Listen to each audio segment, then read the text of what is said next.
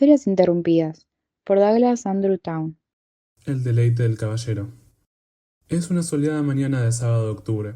Estoy esperando con mi nuevo uniforme de rugby al borde del campo de juego de la escuela.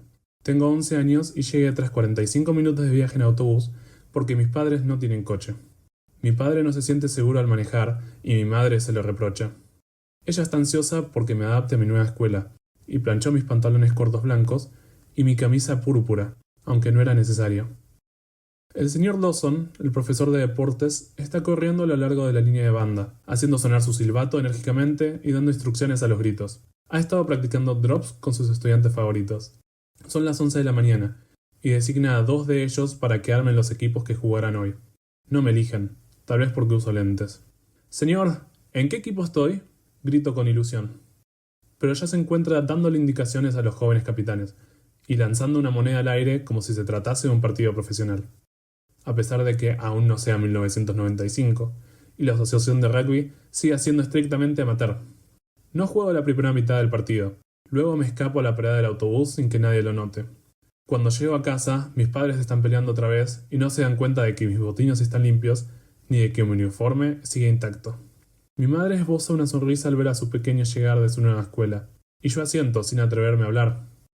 Después de eso, solo juega rugby los miércoles por la tarde. Durante 5 años, el señor Dawson escoge a los mismos capitanes, quienes a su vez arman los mismos equipos.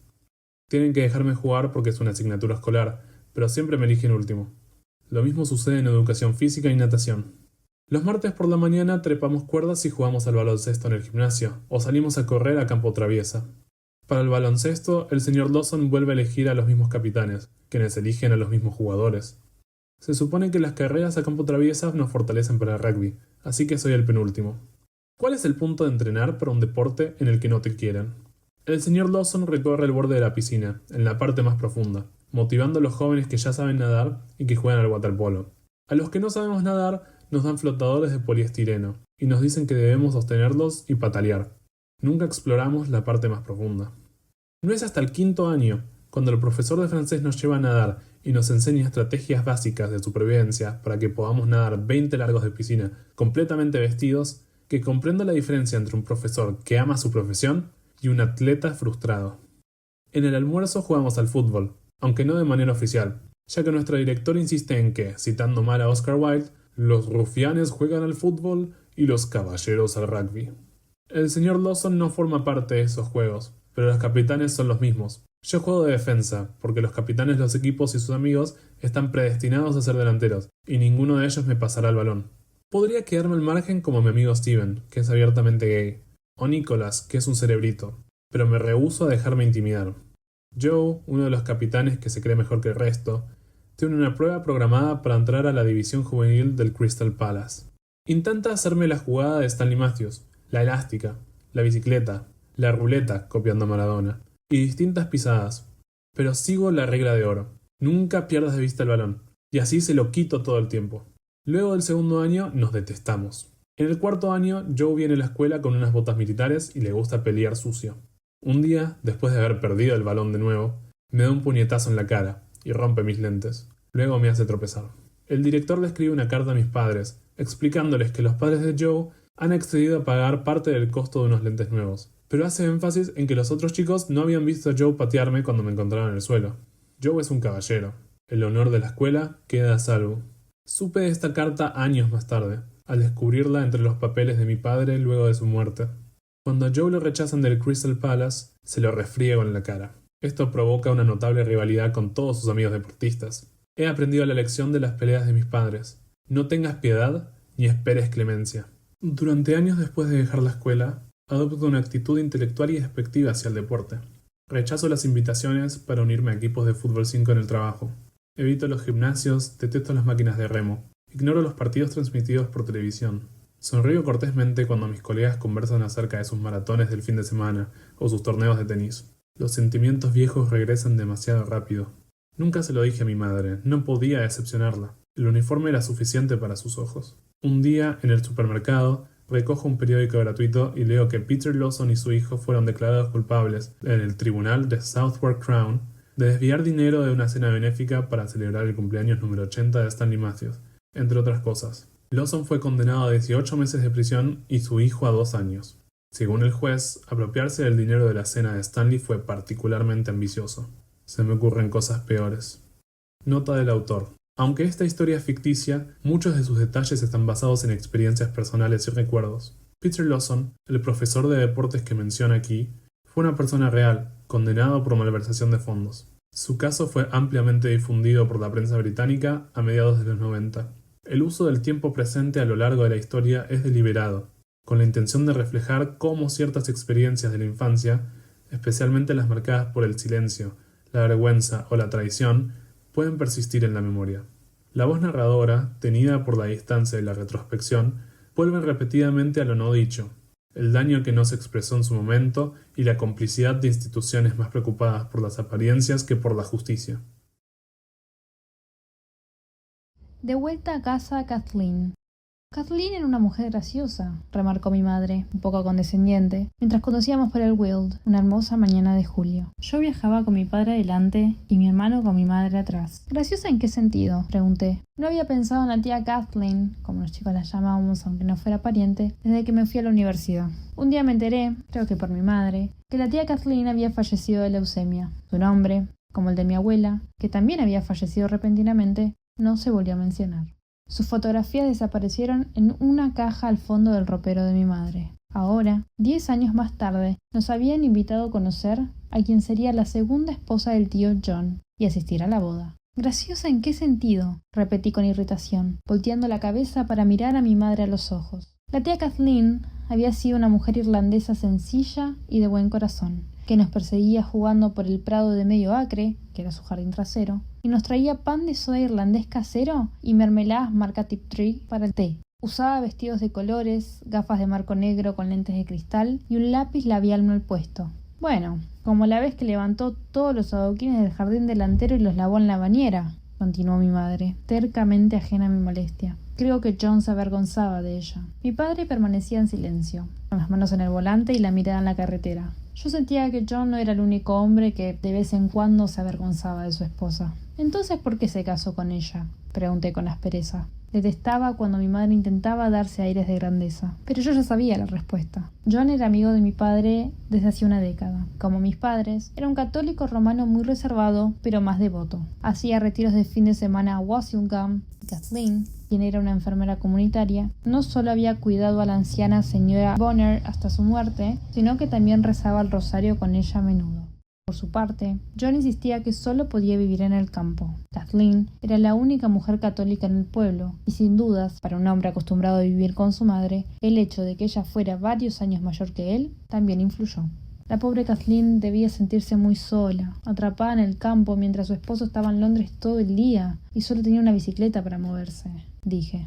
Mi madre, que vivía en Londres pero soñaba con volver a su natal Edimburgo, no dijo nada. El tío John tenía un Ford T, un auto antiguo que mi hermano y yo habíamos disfrutado cuando éramos niños. Pero Kathleen nunca aprendió a conducir. Incluso mi padre, que sí sabía, nunca logró conducirlo. No hablamos mucho durante el resto del viaje. Por lo menos no dijimos nada importante, lo cual era común en mi familia. Dudo que mi hermano haya dicho una palabra hasta que llegamos al pueblo. Encontramos la casa con facilidad. Era una linda construcción estilo Tudor, ubicada a una leve pendiente con un camino de grava y una puerta de hierro forjado. Mi madre dijo que estaba prolija. Mi hermano no dijo nada. Recuerdo haber pensado que parecía el típico lugar donde las personas comían comida orgánica y leían el Telegraph. John nos esperaba vestido con un blazer azul marino y una corbata de seda con diseño de cachemira demasiado ancha. Ellen apareció por la puerta detrás de él, sonriendo como una mujer de Sunday Supplement. Era más joven de lo que esperaba. Tenía una permanente y una forma de hablar que parecía salida de Country Life. Por favor, adelante, dijo ella, como si fuéramos miembros de la realeza menor. El tono de su voz subía y bajaba con un extraño énfasis, y cuando le dio la mano a mi madre, lo hizo con la cuidadosa formalidad de una anfitriona en un drama de época. Adoro las espuelas de caballero, dijo mientras señalaba una franja de flores azules mustias. John dice que preferiría sembrar coles, pero yo le digo que no. Un jardín de campo necesita su personalidad. Mi madre sonrió sutilmente y no dijo nada. Se veía, a mi parecer, más pequeña de lo habitual, menos amargada. Dentro, La sala de estar estaba llena de muebles delicados y acuarelas enmarcadas, no como la casa de campo desordenada de Kathleen, llena de estampitas religiosas, latas de galletas y olor a líquido ilustrador de lavanda. Este lugar estaba limpio y a conciencia, como si la casa supiera que la estaban observando. Nos sentamos. Ellen habló sobre jardines, sobre el encanto de época, sobre lo difícil que es encontrar hoy en día a alguien que sepa aplicar correctamente el enlucido de cal. Mi padre asintió. Mi madre asintió. Incluso mi hermano asintió. Luego, sin pensarlo, solté. ¿Tu baño está libre, John? Hubo un silencio y luego escuché un bufido ahogado de mi hermano, seguido de carcajadas incontrolables. No lo había hecho a propósito, al menos no conscientemente, pero ahí estaba. Mi madre me lanzó una mirada como de acero frío. Ellen se levantó, rígida, y dijo que iría a traer el té. La boda fue un evento tranquilo. Mi madre usó un sombrero y John estaba extrañamente pálido, como alguien que ha olvidado cómo sonreír. 6 meses después, él murió de un infarto mientras trabajaba en el jardín. Nos enteramos por un amigo de un amigo. Ellen no llamó. No hubo esquela, no hubo invitación, ninguna dirección de contacto. Fue como si nunca hubiera existido. Igual que Kathleen. En la sombra del mártir. La verdad es que nunca sabré si mi plan funcionó. Después de todo, la familia del alcalde no estuvo relacionada con el arresto y la ejecución de Franz Jägerstatter, y todo lo demás eran puras conjeturas. Fue justo antes de la Navidad de 2009, cuando conduje hasta Alta Austria para visitar Pastorale, un refugio animal situado a 2,5 kilómetros del pintoresco e inmaculado pueblo de Sankt Radegund. El camino hasta el santuario serpenteaba a través de un paisaje meticulosamente arreglado, praderas recortadas con una pulcritud obsesiva, granjas de techos rojos con paredes de estuco blanco y macetas colgadas en las ventanas, y campos que parecían pintados con aerógrafo hasta lograr la perfección pastoril. La tradición se sentía pesada en el ambiente. Pastorale se encargaba de alrededor de 120 animales, entre ellos 60 perros, y empleaba a 6 de los 600 residentes del pueblo. Tenían planes para entrenar aprendices y el terreno había sido un regalo de la Fundación Silent Brothers, una discreta pero generosa organización que apoya causas humanitarias en regiones ignoradas. Pero Zlatka, la energética eslovena que dirigía el lugar, pronto dejó en claro que no todo estaba bien. «Nos quieren fuera», me dijo mientras comíamos un almuerzo vegano en la cocina del personal. «El alcalde es el mayor criador de ganado del área. Aquí los animales solo importan si generan una ganancia». Me explicó que el municipio local dispuso que Pastorale cierre, alegando problemas de zonificación. El tribunal falló a favor de las autoridades, y la apelación de Silent Brothers fracasó. Los 120 animales necesitarán nuevos hogares antes de fin de año. Hay gente del pueblo que ama lo que hacemos, añadió Zlatka, pero otros se quejan del ruido. La verdad es que en Austria rural no eres nadie si no tienes tierras, y hay gente que realmente quiere estos terrenos. Esa tarde deambulé de vuelta al pueblo. Era un domingo tranquilo y me encontré con una pequeña iglesia encalada con un techo de tejas rojas y un campanario con una cúpula en forma de cebolla. Después de un muro bajo y blanco, había lápidas y algunas plantas atemporales y resistentes. En una de las paredes exteriores se encontraba colgada una fotografía en blanco y negro de un hombre solemne con vestimenta formal, el cabello peinado hacia atrás y una mirada firme. Debajo de la imagen se leía lo siguiente: Franz Jägerstatter, mártir. Cuando googleé el nombre, descubrí que había sido el único residente de Sankt Radegund que votó en contra del Anschluss en 1938.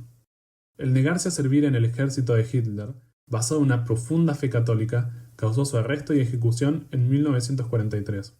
Había sido beatificado por el Papa Benedicto XVI justo 2 años antes. El hogar Jägerstatter ahora es un museo. Esa tarde, mientras conducía a través del bosque hacia Braunau am Inn, a 33 kilómetros del lugar donde nació Hitler, seguí pensando en Franziska Jägerstatter, la viuda de Franz, que aún vivía en el pueblo. Había sobrevivido el martirio de su esposo, criado a sus hijos, gestionado la granja, y soportado el trato distante que le ofrecía la comunidad hasta que la santidad de su esposo le otorgó un honor retrospectivo. Sin duda existieron aquellos que intentaron aprovecharse de su desgracia. De pronto se me ocurrió. Quizás había una forma de salvar Pastorale. Esa noche, en un Holiday Inn en Passau, redacté un correo en alemán para el alcalde de Sankt Radegund. Estimado señor alcalde, soy un representante de Discovery Channel y estoy trabajando en un documental sobre la época nazi en Austria. Sankt Radegund es conocido por la heroica resistencia de Franz Jägerstatter. pero también tenemos la intención de explorar historias más complicadas de esa época, las fortunas ganadas por colaboradores y las dinámicas sociales de la complicidad rural. Tenemos permiso para hablar con el gerente de Pastorale, quien cree que aún quedan historias por contar. Entiendo que es una época ocupada, pero ¿estaría disponible para una breve entrevista antes del fin de año? Atentamente, Peter Veal. A la mañana siguiente, envió un segundo correo, esta vez en inglés, a 2 productores de ficticios del Discovery Channel, Chris Goldstein y Brian Silverman, copiado al alcalde. Elegí apellidos claramente judíos a propósito. Las direcciones del correo, por supuesto, rebotaron, pero el alcalde no lo sabría a menos que investigara. 3 días después envió un recordatorio en alemán. Debajo incluí un correo reenviado a Chris.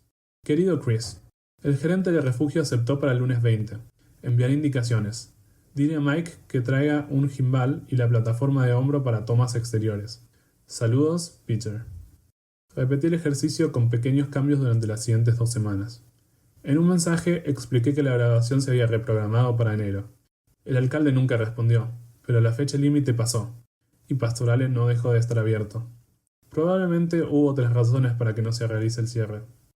Esfuerzos de promoción, presiones internas o negociaciones por debajo de la mesa pudieron haber influenciado la decisión. El refugio opera sin interrupciones desde 2012, y ahora da cobijo a ovejas, cabras, gatos y perros. Pero no hay registros públicos que muestren que el terreno fue rezonificado oficialmente. Es como si el alcalde hubiera perdido la voluntad de lucha. Nota del autor. Aunque los eventos y dinámicas descritos en La sombra del mártir se basan en conversaciones y resultados reales, el nombre del narrador ha sido cambiado y algunos elementos se han ficcionalizado, por razones éticas y para mejorar la claridad narrativa. Estos ajustes buscan proteger la privacidad y resaltar la ambigüedad que rodea los motivos, la memoria y las acciones en la historia.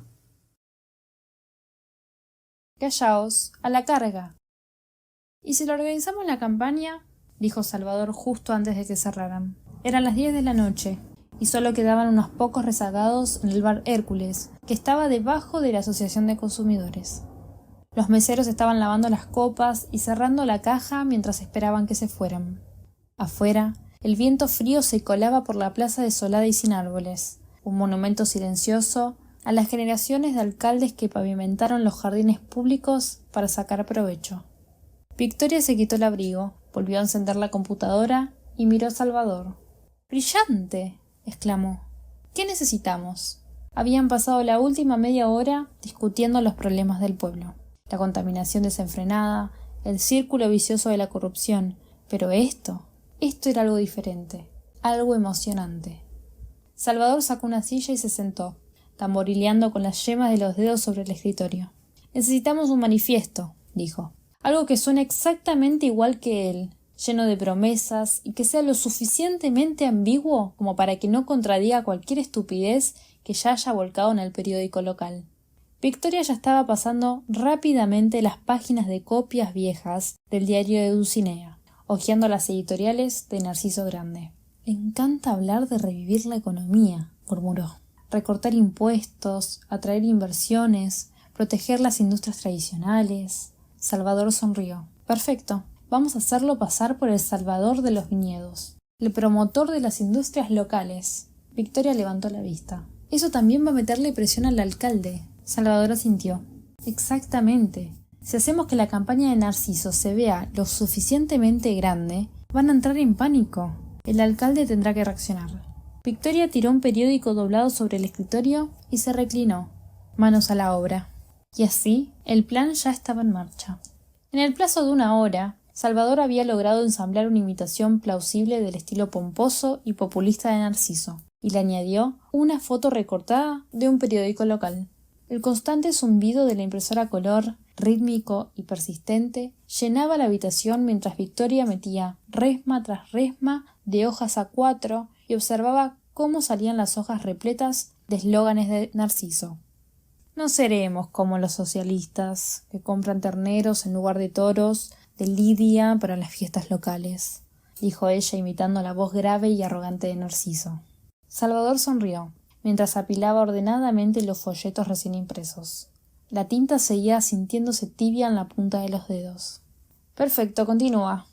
Las fiestas son el pilar de la industria turística de Dulcinea, cuando los visitantes vienen desde lejos a deleitarse con nuestros chorizos y vinos locales. Victoria hizo una pausa y levantó una ceja. ¿Olvidaste los callos a la madrileña con patas de cerdo y el estofado de cordero? Salvador hizo un ademán indiferente con la mano mientras abría otra resma. Para nada, lee el párrafo final. Ella obedeció, pero en la segunda oración se quebró su compostura. Nuestros estofados de cordero y patas de cerdo son la envidia del mundo, son la esencia de nuestra herencia española. Las palabras apenas habían salido de su boca antes de que se estallara de risa, lo suficientemente fuerte como para sobresaltar al perro callejero que dormía en el pasillo. En el piso de abajo, en el débilmente iluminado bar Hércules, los últimos bebedores se reclinaban sobre la barra, inconscientes del sabotaje político que se desarrollaba arriba. Los meseros, que vaciaban deshonestamente las máquinas tragamonedas, apenas miraron para arriba al oír las risas atenuadas por las tablas del suelo. Victoria se secó las lágrimas. «Salvador, esto es absurdo. Es perfecto». Él se reclinó en la silla, cruzando los brazos. «Para mañana en la mañana todo el mundo pensará que se está postulando». Narciso Grande tenía el tipo de profesión que hacía que la gente titubeara antes de estrecharle la mano. Un cajero de banco de oficio, un político por instinto. Su puesto en el Banco de Extremadura le dio acceso a dinero, influencias y favores. Sus lazos con el Partido Popular local le dieron un papel clave en un sistema en el cual los constructores ignoraban las regulaciones y los empresarios se llenaban los bolsillos de subsidios. Salvador doblaba las fotocopias tibias en trípticos y las metía en sobres. Si Narciso es elegido como concejal de Desarrollo y Urbanismo, y ese es el trato que se hizo con el alcalde, según me han dicho, no hará ningún cambio, dijo Victoria, negando con la cabeza. Sabes lo que se viene, vertederos. Los viñedos serán los primeros en ser destruidos. Salvador suspiró. Él ya tiene el apoyo de todos los desarrolladores en el pueblo. Tiró otro folleto sobre el escritorio, y la impresión brillante captó la tenue luz del techo. Van a pensar que él es su boleto de la expansión ilimitada. Victoria tomó el folleto y se burló de la sonrisa confiada de Narciso. El eslogan debajo prometía progreso económico y prosperidad para todos. Hizo un gesto a un montón de documentos oficiales apilados al lado de Salvador. ¿Ves esto? Los viñedos finalmente obtuvieron su denominación de origen. Años de cuidadosa cultivación y tradición, a punto de ser contaminados por capas de basura y concreto. Salvador se frotó las sienes. ¿Y él le llamará progreso? La expresión de Victoria se endureció. Entonces nos tenemos que asegurar de que nunca ocupe el cargo. Metieron los últimos 200 trípticos en sobres y los apilaron sobre la mesa abarrotada. La impresora zumbaba en un rincón y su calor se extendía por la pequeña oficina, llenando el aire de un sutil olor a tóner. Salvador se sentó encorvado sobre el directorio de empresas locales. La impresora, a su lado, zumbaba mientras escupía etiqueta tras etiqueta. «Espera», dijo ansioso. «No tenemos suficientes estampillas para todo esto». Victoria apenas levantó la vista. Negando con la cabeza, dio una sonrisa. «La propaganda electoral no paga franqueo, tonto. Mientras el sobre esté sin sellar, es gratis». Salvador pestañeó y luego rió en voz baja. «Las leyes en este país son buenas. Los políticos son una mierda». Trabajaron con rapidez. Etiquetaron las últimas pilas y las metieron en bolsas. El peso de su plan ahora era tangible. Al final, el zumbido de las máquinas se desvaneció, dejando la oficina en un silencio inquietante. Bajaron las escaleras sigilosamente hacia la entrada del bar Hércules. La noche se había sentado en una calma silenciosa.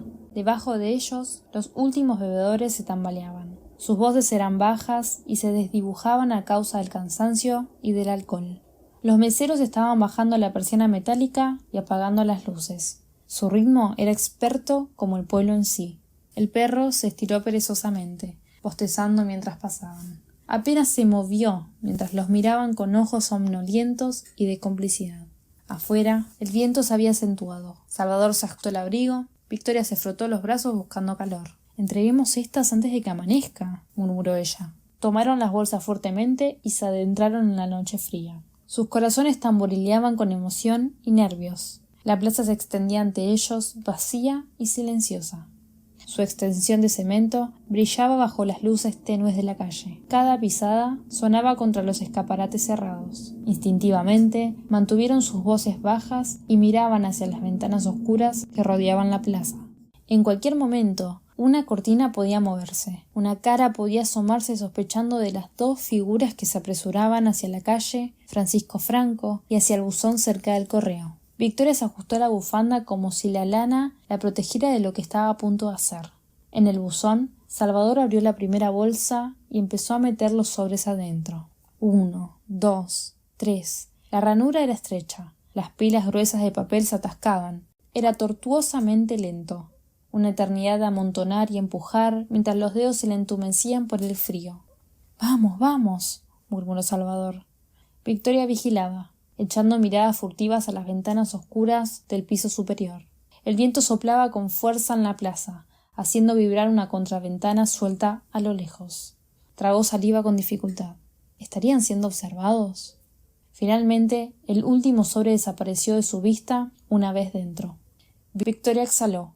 Salvador metió las bolsas vacías bajo su abrigo. Sin decir una palabra, caminaron con prisa, sin correr, pero lo suficientemente rápido como para irse de allí. Por la mañana, la ciudad amanecería ante una revuelta política y nadie tendría idea de cómo sucedió. A las 9 de la mañana en punto, Salvador y Victoria se dirigieron al gazebo que estaba cerca de la plaza. El aroma periódico se mezclaba con el de café de la cafetería de al lado. Salvador tomó una copia del periódico Extremadura. La tinta todavía lucía fresca. Sus ojos recorrieron los titulares. Sus dedos se movían con velocidad. Y entonces lo vio. Allí estaba. Su tríptico, impreso tal como lo habían diseñado, estaba ante ellos en blanco y negro, bajo un titular en negrita. Narciso Grande, campaña inesperada. ¿De verdad lo hizo? Victoria dejó salir un suspiro entrecortado. Una sonrisa asomaba en su rostro. Salvador tardó en responder. Leía el artículo, pudiendo reconocer el mismo tono que utiliza Mariana cuando busca herir con sus palabras. Ella no cuestionó la originalidad, simplemente la presentó como un hecho. Narciso Grande, quien había sido denominado el próximo concejal de Desarrollo y Urbanismo, ha decidido postularse como alcalde de Dulcinea de la Sierra, apostando por un crecimiento económico y las tradiciones locales. Su campaña resalta la importancia de los viñedos históricos de la ciudad y su nueva denominación de origen. Sabe exactamente lo que está haciendo. ¿Piensas que se lo cree? Victoria sonrió, dándole un codazo a Salvador. Ella sabe que es una farsa. Además, detesta a Narciso, y aún más a los peces gordos del Partido Popular. Solo se está asegurando de que todos lo lean, sin importar si lo creen o no. La plaza comenzaba a cobrar vida, con la llegada de los comerciantes para abrir sus negocios, los ciudadanos dirigiéndose a hacer recados y algún que otro funcionario merodeando en dirección al centro de la ciudad para inaugurar una exposición de arte. Cada político de la región sabrá esto para la hora del almuerzo. Victoria colocó el periódico bajo su brazo, anticipándose al efecto dominó. Y Narciso estará a los gritos en el teléfono por la noche. Por casualidad, o causalidad, Salvador y Victoria eligieron lanzar la malograda candidatura electoral de Narciso un viernes por la noche. Narciso se despertó tarde por la mañana del sábado. Se desperezó tomándose su tiempo antes de salir de su apartamento. En cuanto salió a la calle, el aire se congeló. Equipos de televisión local y regional, una red de radio nacional y reporteros agitando sus micrófonos estaban en la entrada como si se tratasen de buitres acechando sus presas. ¿Es cierto que se postula alcalde, Narciso? La pregunta lo frenó en su sitio. Su mente se quedó en blanco por un segundo, y sus instintos políticos perspicaces le fallaban. Luego, un periodista le propinó debajo de su nariz un tríptico impreso. El papel brillaba ante el sol naciente. ¿Qué hará por los productores locales de vino? Narciso parpadeó ante el panfleto. El diseño profesional, el tono personal y las promesas estratégicas, todo parecía ser real. Pensó en que debían haber sido sus amigos empresarios los que lo estaban postulando. A sus espaldas se había puesto en marcha una puja silenciosa por su candidatura. Enderezándose, acomodó las solapas de su traje gris y sacando pecho se preparó como para dar una gran declaración. Es momento de dejar de temer a los molinos de viento. Dulcinea no puede caer en manos de otro Sancho Panza. Aquí anuncio mi candidatura a alcalde de la ciudad. Su voz resonó a través de las calles. «¿Y si usted ganara, cuál sería su primer cambio?», gritó un reportero por encima del enredo de murmullos de sus pares. «Mi primer cambio sería proponer a Dulcinea para que la Unión Europea la reconozca como un centro gastronómico. y asegurarme de que nuestro platillo de morro bovino con arroz sea declarado un plato de patrimonio de la humanidad. —¡Sancho Panza! —explotó el alcalde. Su voz cortó el murmullo de la conversación que se daba en el bar Hércules, mientras la declaración de Narciso era televisada a la hora del almuerzo. Estaba saboreando un plato de chicharrones de cerdo, acompañados con un generoso vaso de merlot extremeño, cuando las palabras en la pantalla hicieron que se atragantara con la boca llena de grasa. Pequeño desgraciado hijo. Su esposa no lo dejó terminar aquella oración al darle una fuerte palmada en su espalda. No es que estuviera preocupada, sino que debía recordarle mantener la calma. En primer lugar, era su gestora, y en segundo lugar, su esposa, y siempre coincidieron en que tener hijos no le sería beneficioso para el estilo de vida que llevaban a cabo. —Baja la voz —dijo entre dientes. No era posible ser discretos. El bar estaba repleto, y el público pegado a la televisión, con sus rostros atentos, mientras Narciso permanecía rodeado de periodistas, en una especie de despliegue parecido al de una conferencia política. De repente, un nuevo gráfico apareció en la pantalla. Narciso Grande se postula como alcalde. El alcalde estaba como piedra, sus nudillos pálidos alrededor del vaso. Sin vacilar, estampó un billete de 20 euros contra el mostrador de zinc. El sonido del papel contra el metal fue lo bastante fuerte como para llamar la atención de todos allí. Se abrió paso a codazos hacia la salida, con su esposa accesorio que hacía sonar sus tacones sobre el suelo de cerámica mientras atravesaban la multitud a empujones. Afuera, se había levantado viento cargado de olor a carne rostizada y café de las cafeterías cercanas. El alcalde inhaló con brusquedad, intentando controlar su ira. Esto era la guerra. Esa misma tarde, Salvador llamó a Victoria. Su voz estaba llena de entusiasmo. —No me creerás lo que acabo de oír —expresó, sin esperar una respuesta. Ana Coluto, la reina de la belleza, ya sabes, la que fue coronada por Narciso, le acaba de contar a su primo lo que acaba de suceder en la sede local del partido. —¿Continúa? Victoria, intrigada, colocó el teléfono en el altavoz. Resulta que Narciso estaba disfrutando de su inesperada gloria, bebiendo, celebrando y seguramente sintiéndose el rey del universo, cuando de la nada irrumpió el alcalde hecho una furia, empuñando una carta enviada por fax desde la sede regional. Victoria exhaló fuertemente. —¡Oh, no! —exclamó horrorizada. —Oh, sí —continuó Salvador, disfrutando el drama. Comenzó una pelea a los gritos. El alcalde llamó a Narciso un ingrato y un traidor. Narciso contraatacó, diciéndole chupatinta sin talento, y según sus palabras, 5 cojones por luchar por Dulcinea. —Por favor, dime que eso es una cita directa de Narciso. Victoria se reía. —Palabra por palabra —confirmó Salvador—. Pero aquí viene la mejor parte. El alcalde leyó la carta en voz alta. —¿Y? Victoria dijo ansiosa. —Narciso está suspendido del partido por 4 años. Indisciplina bruta. El silencio se hizo presente en la conversación. Victoria soltó un suave silbido. —Eso es terrible. Debe ser verdad. Los padres de Ana le pagaron a Narciso 1000 euros para que la nombre como la chica del calendario de Dulcinea. Además, si alguien sabe cómo funcionan las cosas en esta ciudad, es ella. Casi que siento lástima por él. Victoria negó con su cabeza mientras se reía. Yo no, sonreía Salvador. Cada perro con su conejo. Me podrán decir racista si quieren, pero yo conozco a los gitanos españoles. Y ustedes no. La madre María pensaba que los conocía.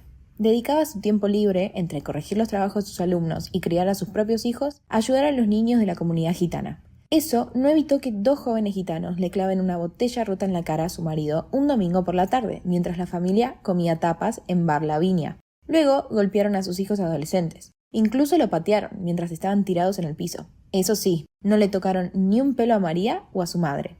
Hasta los gitanos tienen códigos, me explicó María. Pero su padre necesitó 57 puntos y a uno de sus hermanos le quebraron una costilla. Todo por haberles pedido respetuosamente que no hicieran tanto ruido. Así que fue con algo de temor que agarré el palo del anciano justo en el momento en el que lo levantaba por encima de su hombro para pegarle a mi perro, solo porque la criatura estaba en su camino. No tironeé del palo, ni intenté sacárselo de la mano. Simplemente lo sostuve firme mientras le aseguraba que el perro era inofensivo. Por su sombrero, pork pie y su saco desgastado, se notaba sin duda alguna que era el patriarca de una comunidad gitana local. El camino pasaba por las viviendas subvencionadas por el Consejo Municipal, un edificio de ocupas, con ventanas reforzadas y puertas metálicas, como un cuartel o una prisión. De pronto, media docena de jóvenes se abalanzaron de esa cárcel. Algunos tenían navajas automáticas. Nos acorralaron. Tuve medio segundo para tomar una decisión: mantenerme firme e intentar razonar con ellos o huir. Creía poder llegar hasta la tienda de la esquina, pero no podía estar seguro de si el dueño cerraría las puertas antes o después de que llegara. Pero voy a arruinar una buena historia si no comienzo desde el principio. Encontré a mi perro, Pinty, y a su hermano en un pinar cuando eran solo cachorros. Eran sabuesos, algún tipo de perro de caza, y recuerdo cómo corrían por los surcos de los campos arados cuando eran jóvenes, ansiosos por superar sus propios límites. Cole, el hermano de Pinty, era verdaderamente magnífico.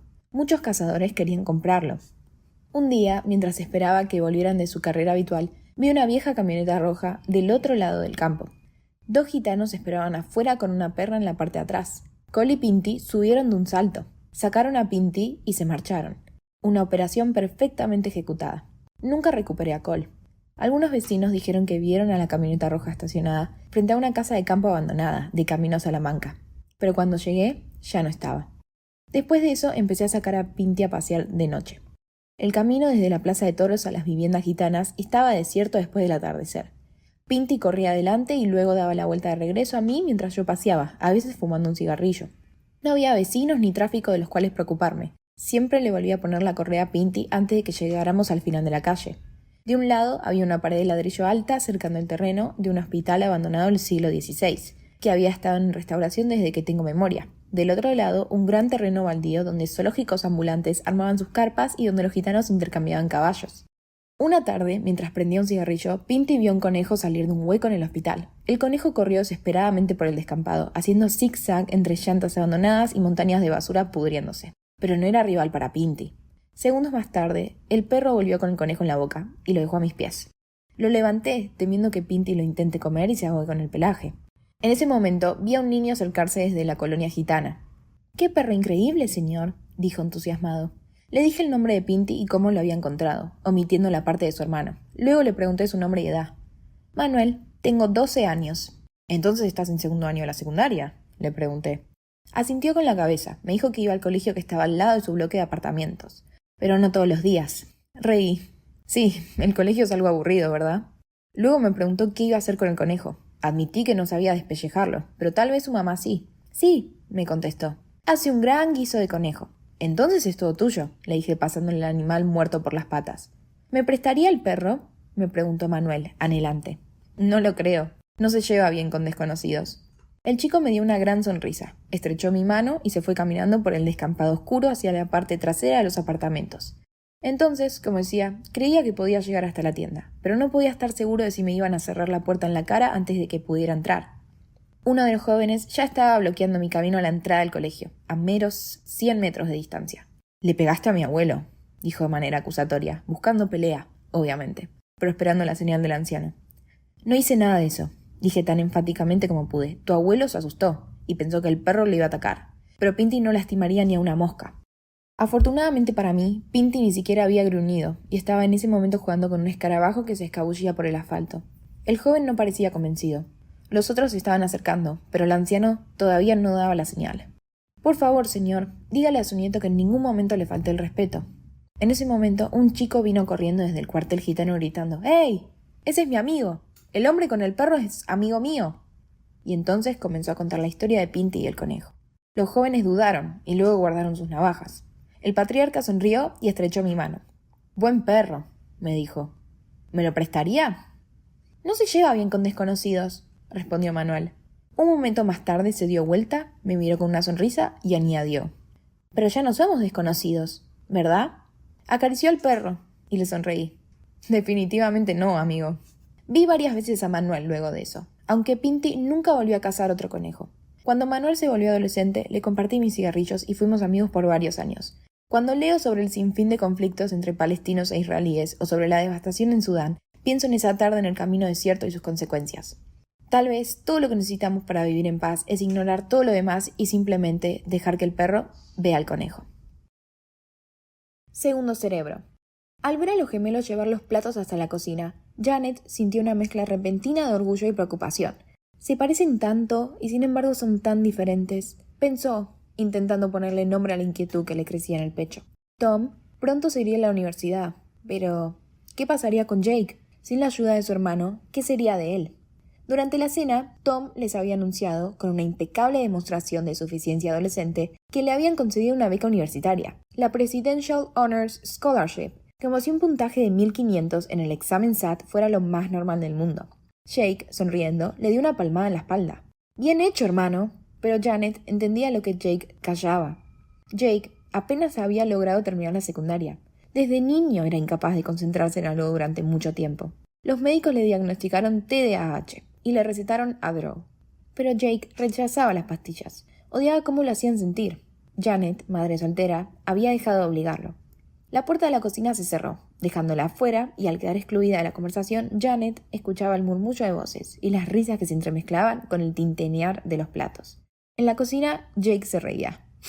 «Qué pena que no pudiste hacer el SAT por mí». A Tom se le escapó una carcajada. «Sí, ¿te acuerdas cuando hice el examen de recuperación de trigonometría por ti en un 10º grado? La vieja señora Dean te estuvo persiguiendo semanas con los malditos senos y cosenos. Sabía que habías hecho trampa, y me sorprende que no nos echaran a los dos». Jake sonrió ante el recuerdo y le pasó un folleto arrugado a su hermano. «¿Quieres reírte un rato? Aunque esto da dinero». Tom secó la mesada y alisó el folleto con la mano. El lavavajillas hizo un ruido seco al empezar el ciclo de lavado. En la primera página se leía: «Segundo cerebro. Ofrecemos trasplante microbiano fecal, TMF, con estándares de calidad mundial. Contamos con donantes en Estados Unidos cuidadosamente seleccionados, opciones flexibles de tratamiento, personal médico experimentado y más de 1000 aplicaciones exitosas de TMF. Estas son solo algunas razones para elegir nuestro centro para tu trasplante fecal». Tom lo miró sorprendido. «¿Segundo cerebro? ¿Qué mierda es esto?». Jake sonrió aún más, con los ojos brillando. «¡Exacto! Baja la voz. Mira esto». Señaló una parte en negrita. «Nuestros donantes pueden ganar hasta $5.000, pero deben cumplir con criterios estrictos. Tener menos de 30 años, tener un cociente intelectual por encima del promedio, tener un índice de masa corporal normal, tener un estilo de vida activo, tener una dieta saludable y variada, no consumir antibióticos ni otros medicamentos, no fumar». Jake mostró una expresión entre divertida y desafiante. «Cumplo con todo menos el de ser inteligente. Si tú haces la prueba de CI, yo me encargo del resto. Sería genial». Tom lo miró con recelo. Luego, una sonrisa maliciosa apareció en su rostro. «Le vi el seno, le toqué el coseno y la tangente se me fue de las manos». Los dos chicos rompieron a reír con estrépito. El eco de su risa llenó la cocina y rebotó en los azulejos hasta quedar ahogado por el zumbido constante del lavavajillas.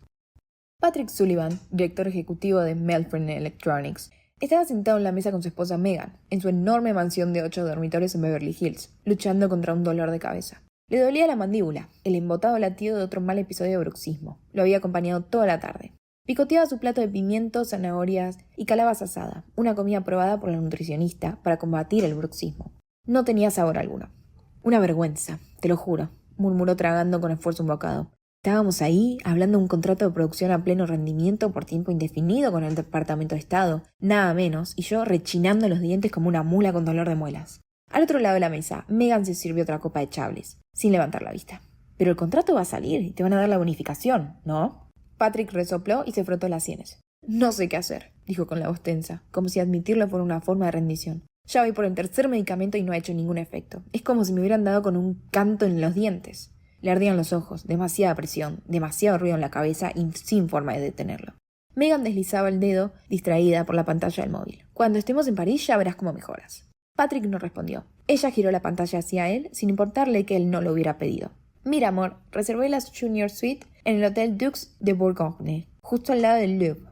Vamos a estar muy a gusto ahí». Patrick miró la imagen, una habitación impecable, mobiliario elegante, una escapada perfecta. Por un instante pensó en decirle la verdad, que unas vacaciones no iban a arreglar nada, que estaba desesperado por encontrar algo, lo que fuera, que pusiera fin a este tormento. Pero ya sabía lo que ella iba a responder. Las líneas paralelas de su conversación nunca iban a encontrarse. Asintió con esfuerzo. «Se ve bonito». Ya era tarde y Janet se había acostado. El pequeño apartamento había caído en su habitual silencio nocturno, pero Tom seguía despierto, mirando el techo, con la mente hecha un lío. La entrevista en Segundo Cerebro lo rondaba. ¿No sería arriesgado donar bajo falsas pretensiones? Y si lo descubrían, ¿podría perder la beca? La clínica pagaba tanto, parecía casi un robo. Al otro lado del pasillo, Jake estaba tirado en su cama, iluminado por el resplandor de la pantalla del portátil, con sus auriculares Bluetooth vibrando al ritmo de música cargada de bajos. Tom se quedó parado en el umbral. «Oye, hermano». Jake no reaccionó. Tom dudó, cruzó la habitación y le quitó los auriculares a su hermano. Jake levantó la vista tranquilo. «Claro, no te preocupes, hombre». Tom bufó nervioso. «Estoy preocupado por mañana». Jake esbozó una sonrisa y dejó caer los auriculares sobre la mesita de noche. «¿Cómo crees que conseguí estos?» Tom arrugó la frente, sin saber qué responder. «¿El trabajo en el centro comercial?» Jake soltó una risita. «Ni hablar, vendí mi semen. Clínica de fertilidad. $150 por muestra».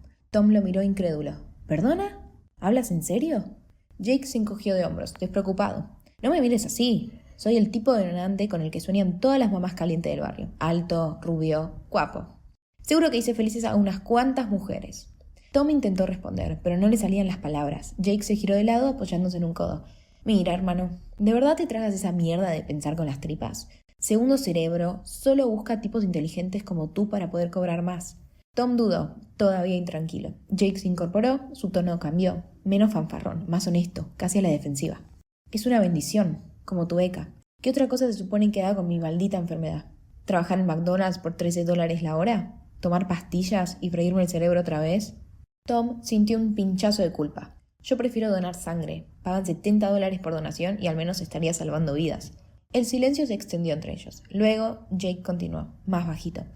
«Voy a usar el dinero para ir a un instituto técnico, aprender un oficio, mecánico, electricista, algo así». Tom estudió el rostro de su hermano, imprudente, desesperado, pero esperanzado. Se le hizo un nudo en el estómago. «Está bien, Jake», dijo finalmente. «Cuenta conmigo». Patrick Sullivan había tenido una mañana particularmente pesada. Como muchas otras empresas, Melfren Electronics empezaba a darse cuenta de que hacer negocios con el Departamento de Estado significaba ahogarse en papeleo, obstáculos burocráticos y retrasos interminables. Él lo notaba. La mandíbula se le tensaba, otro dolor de cabeza asomaba. Ahora, cada vez que apretaba los dientes, cada mordisco que le provocaba un dolor sordo en el cráneo. Sentado en su escritorio, se masajeaba la mejilla, resentido con su propio cuerpo por fallarle. Mia Redbridge, su secretaria privada, se había percatado hacía tiempo de su declive. Cuando, semanas atrás, le había confiado su preocupación por la pérdida del esmalte dental, ella había concertado discretamente una cita con el dentista. Pero sabía que necesitaba algo más. Aquella mañana, camino al trabajo, había visto una cartelera publicitaria. Segundo cerebro, el futuro de la optimización cognitiva y física. Intrigada, lo había buscado. Ahora, junto a su escritorio, le leía en voz alta desde la página web. Los pacientes pueden esperar una disminución notable de los síntomas depresivos y ansiosos tras el trasplante de microbiota saludable. Patrick no dijo nada al principio, solo siguió masajeándose la mandíbula, como si no la hubiera oído. «No tienes nada en la agenda esta tarde, excepto la clase de tenis», añadió ella. «Podría cancelarla por ti», suspiró. «Segundo cerebro». Su voz sonaba escéptica. «Suena como una solución improbable». Mia esperó. Él movió la mandíbula, tanteando el dolor. Finalmente, con derrota en la voz, murmuró: «Comprobar no se pierde nada. Agéndalo para las 4». Como hombre de acción, se alivió un poco al hacer algo, aunque pareciera inútil. No se lo contó a su esposa. Dio por hecho que a ella no le interesaría saberlo. En la clínica le hicieron un análisis de la flora intestinal, junto con un examen de neurotransmisores a partir de una muestra de orina. Después llegó el tratamiento. Trasplante fecal vía enema, 10 implantes durante 2 semanas. La factura ascendió a $15.000, más implantes adicionales para llevar a casa y usar en el futuro. Pagó con tarjeta de crédito. En cuestión de días, todo se transformó. La tensión en su mandíbula cesó. La micción frecuente, otro síntoma que le había acompañado junto con los dolores de cabeza, se normalizó. Por primera vez en años, Patrick se sintió pleno, más enfocado, con más confianza y energía. Hasta Megan se dio cuenta. Una noche, en su club de campo, miró el plato de su marido con una sonrisa entre burlona y juguetona. «¿Vas a cenar bistec, cariño?», dijo con tono arrastrado. «¿Y eso por qué?». Patrick cortó la carne con un gesto de satisfacción. «Dejé de tragarme las mierdas de su tipo del Departamento de Estado». Megan reaccionó con escepticismo, sin dejar de beber su vino. «¿De veras? Mira qué bien». Patrick echó el cuerpo hacia atrás y exhaló, relajado por primera vez en semanas. Por fin podía pensar con claridad. «Vamos, mujer, sírveme una copa de vino», dijo, «que estoy celebrando». Quienes lo conocían, especialmente Mia, decían que todo comenzó de manera casi imperceptible. 2 o 3 semanas después de administrarse el último de los enemas que le habían entregado para uso domiciliario, Patrick llegó tarde a una reunión clave con un inversor importante. Mia Redbridge tomó nota. Luego vino el problema con la agencia tributaria. En vez de consultar a su equipo financiero, culpó al software de gestión impositiva. un descuido imperdonable. El resultado fue una auditoría de las cuentas y declaraciones fiscales de la empresa, lo que obligó a su equipo a realizar control de daños. En las semanas siguientes, Patrick empezó a desentenderse cada vez más de las relaciones con inversores y socios, delegándolas en su segundo al mando, el director de operaciones. Además, no solo descuidaba del papeleo, perdía documentos y se olvidaba de las reuniones del consejo. Los miembros del consejo tomaron nota. Un mes después de haber terminado el tratamiento, llegó el punto de quiebre. Una discusión a gritos con su director financiero, quien lo acusó de gestionar mal el presupuesto y de no haber asegurado nuevas oportunidades de negocio. Los inversores no lo pasaron por alto. El comportamiento errático de Patrick desconcertaba a todos. Llevaba los trajes arrugados, sus presentaciones eran un desastre. Para media tarde solía despedir un leve olor a whisky. No pasó mucho tiempo hasta que incluso Megan lo notó. Cuando Patrick empezó a bajarse una botella de Borgoña y media de Borbón cada noche, su esposa por fin levantó la vista de su copa de vino, y lo vio de verdad. Se había convertido en una sombra de lo que fue. Jake cumplió su palabra, más o menos. Con el dinero de segundo cerebro se compró un Ford Focus de segunda mano y se dio de alta como conductor de Uber. No era exactamente una formación profesional, pero era mejor que nada. Una noche bochornosa a mediados de julio recibió una solicitud de viaje desde Beverly Hills. Una mujer llamada Megan había pedido un coche para llevar a su marido al Dunes Inn, en Sunset Boulevard. Jake hizo una mueca de sorpresa al ver el destino. No era un mal hotel, pero quedaba muy por debajo del nivel de alguien que vivía en Beverly Hills, en una mansión de 8 dormitorios. Detuvo el coche bajo los árboles de Cynthia Avenue, frente a un enorme bungalow blanco con techo estilo pagoda. La puerta principal se abrió de golpe, y un hombre de mediana edad salió a la noche, vestido con ropa deportiva de lujo y arrastrando una maleta de cabina. Detrás de él, una mujer irrumpió en el porche, su voz cortando el silencio de la calle. ¿Pero qué carajo te pasa, Patrick? Ya ni te reconozco. ¿Y eso de que te obligaron a renunciar? ¿Qué se supone que íbamos a hacer con lo de París? Patrick no se detuvo, caminando hacia la verja del jardín, en silencio, sin volverse, levantó un dedo. Un gesto descuidado, definitivo. La voz chillona de la mujer todavía lo perseguía. Pues vete al infierno. Que coman pastel. La fábrica de pasteles Santana ya estaba mal vista en el pueblo antes de que Alberto, el director general de lo que aparentaba ser un negocio familiar, chocara a su Alfa Romeo Spider contra un camión luego de haberse ahogado en alcohol toda la noche, matando a mi mejor amiga Carmen en el proceso. El carro ardió en llamas, y como dijo mi primo sin rodeos, quedaron hechos ceniza. Espero que haya muerto al instante. Yo la amaba. La fábrica era conocida por el empalagoso aroma de esencia de vainilla y margarina que se impregnaba hasta en el complejo residencial más cercano. La regulación exige que las fábricas estén a un mínimo de 2 kilómetros de las áreas residenciales, pero en Castelar de la Mota todo tiene un precio, incluso la licencia de obras.